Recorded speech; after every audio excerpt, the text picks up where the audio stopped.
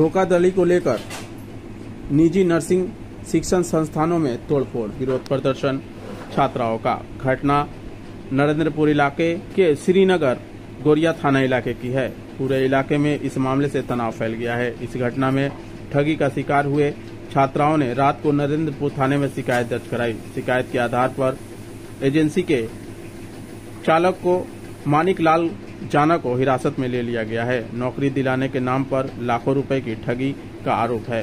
छात्राओं की मूल मार्कशीट समेत कई दस्तावेज रोके जाने की भी शिकायत है। आरोप है कि नौकरी न दिलाने पर जब छात्राओं ने पैसे वापस मांगे तो उनके साथ दुर्व्यवहार किया गया। इस घटना में उत्तेजित छात्राओं ने सोमवार की रात शिक्षण संस्थान में तोड़फोड़ की। सूचना मिलने पर रात में ही नरेंद्रपुर थाने की पुलिस मौके पर आई। आरोपी को गिरफ्तार कर ले जाया गया। ठगे गए रात गए छात्राओं से शिकायत दर्ज कराई। शिकायत के आधार पर पुलिस ने घटना की जांच शुरू कर दी है। हालांकि आरोपी ने छात्राओं को पैसे लौटाने का आश्वासन दिया है। आइए देखते हैं पूरी खबर न्यूज लाइन कोलकाता के माध्यम से।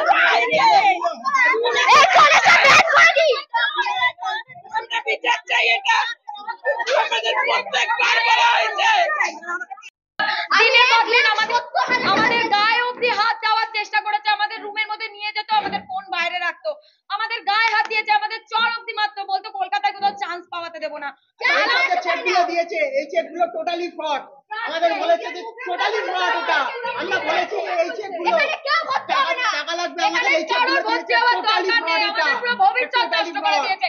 আমরা সরকারিতে পরীক্ষা দিতে গেছিলাম, আমাদের লোক পাঠিয়ে মার খাইয়েছে। না না, কোনো টাকা নেওয়া হয়নি। এটা হচ্ছে এখানে পড়াশোনা করেছে, যাদের পছন্দ হয়নি বলছে পড়বো না, আমাদের টাকা ফেরত দিন। টাকা ফেরত দেওয়া হচ্ছে চেকে।